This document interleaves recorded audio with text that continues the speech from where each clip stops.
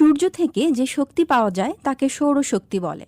সৌরশক্তির বিকাশ ও ব্যবহার পরিবেশকে দূষিত করে না, এটি একটি পরিচ্ছন্ন শক্তি। প্রতি বছর পৃথিবীর পৃষ্ঠদেশে যে পরিমাণ সৌর বিকিরণ পৌঁছে তা ১৩০ ট্রিলিয়ন টন কয়লার সমান হয়, যা বিশ্বে বৃহত্তম শক্তি হিসেবে উপগণিত হচ্ছে। ভৌগোলিক সীমাবদ্ধতা ছাড়াই পৃথিবীতে সূর্যালোক জ্বলছে, ভূমি বা সমুদ্রের ওপরে, উচ্চ পর্বত বা দ্বীপ, সর্বত্রই, যা পুরোটাই উন্নত এবং ব্যবহারযোগ্য। তাছাড়া এটা সংগ্রহ করা সহজ এবং শোষণ ও পরিবহনের কোনো প্রয়োজন নেই। বাংলাদেশে বর্তমানে প্রতি মাসে গড়ে প্রায় ৮০,০০০ সোলার হোম সিস্টেম বিক্রি হচ্ছে। সারা দেশে প্রায় ৩০ লক্ষ সোলার হোম সিস্টেম বিভিন্ন এনজিওর সাহায্যে ইনস্টল করা হয়েছে। বিশ্বের অন্যান্য দেশের মতো বাংলাদেশেও নবায়নযোগ্য শক্তির ওপর নির্ভরতা বাড়ছে। নবায়নযোগ্য এনার্জির জন্য সৌরশক্তিকে কাজে লাগিয়ে সরকার দেশের বিভিন্ন স্থানে solar park, solar mini grid, solar rooftop, solar irrigation ইত্যাদি প্রকল্প হাতে নিয়েছে। দেশের গ্রিড বহির্ভূত গ্রামীণ এলাকায় বিভিন্ন কর্মসূচির মাধ্যমে বিভিন্ন প্রতিষ্ঠান দ্বারা এরই মধ্যে প্রায় ৫৮ লাখ সোলার হোম সিস্টেম স্থাপন করা হয়েছে। এর ফলে প্রতি বছর ২২৫ মিলিয়ন মার্কিন ডলার মূল্যের ১,৮০,০০০ টন কেরোসিন সাশ্রয় হয়েছে। এছাড়া দুর্গম ও দ্বীপাঞ্চলে সোলার মিনি গ্রিড প্রকল্পের মাধ্যমে বিদ্যুৎ পৌঁছে দেওয়ার প্রক্রিয়া চলছে। এই পর্যন্ত বেশ কয়েকটি সোলার মিনি গ্রিড প্রকল্প বাস্তবায়ন করা হয়েছে, আরও কিছু প্রকল্প বাস্তবায়নাধীন রয়েছে।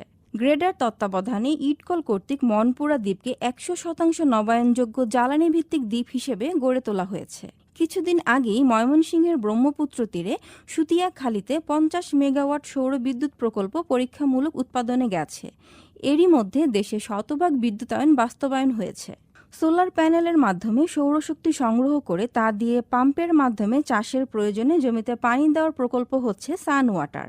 এতে করে যেমন বিদ্যুৎবিহীন এলাকায় চাষের জন্য পানি সরবরাহ কাজটা সহজ হচ্ছে, অন্যদিকে ঠিক তেমনই খুব কম খরচে প্রাকৃতিক শক্তি ব্যবহার করেই ফসল উৎপাদনে সেচ সহযোগিতা পাওয়া যাচ্ছে। সম্প্রতি সৌরচালিত অটোরিকশা নির্মাণ করেছেন বাংলাদেশেরই একজন রিকশা চালক ইউনুস মিয়া। সৌরশক্তি দিয়ে চার্জ হয় এমন একটি রিকশা বানিয়েছেন তিনি। দিনে মাত্র ২ বার চার্জ দিলে পুরো দিন চালানো যায় এই রিকশা। বাংলাদেশি ৩ গবেষক উদ্ভাবন করেন সৌরচালিত নৌকা। নৌকাটি সোলার প্যানেলের মাধ্যমে শক্তি সংগ্রহ করে। নৌকা যখন ঘাটে থাকবে তখন তার কোনো বিদ্যুৎ শক্তি খরচ না হলেও সোলার প্যানেল সিস্টেম থাকার কারণে ব্যাটারি চার্জ হতেই থাকবে।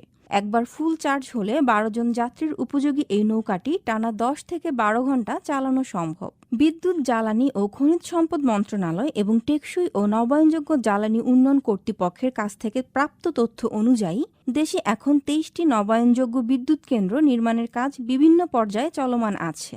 আর এগুলো বাস্তবায়ন হলে এর মাধ্যমে ১,২২০.৭৭ মেগাওয়াট বিদ্যুৎ উৎপাদন করা সম্ভব হবে। আশার কথা, সৌর বিদ্যুতের মাধ্যমে দেশের ১ কোটির বেশি মানুষ প্রত্যন্ত অঞ্চলে বিদ্যুৎ সুবিধা ভোগ করছে। আবার নবায়নযোগ্য জ্বালানির ইউনিট প্রতি বিদ্যুৎ খরচও অন্যান্য জ্বালানির তুলনায় কম। বর্তমানে জার্মানির ব্যবহৃত মোট জ্বালানির প্রায় ৩০% যোগান দেয় নবায়নযোগ্য সৌর ও বায়ুশক্তি।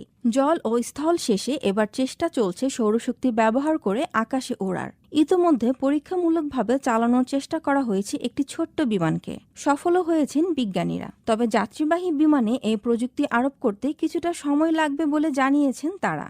আফগানিস্তানে এক সহজ পদ্ধতিতে তৈরি সস্তার এক চুলা সাধারণ মানুষের জীবনে ব্যাপক পরিবর্তন আনছে। শুধু সূর্যের আলোর সাহায্যে রান্না করা যাচ্ছে।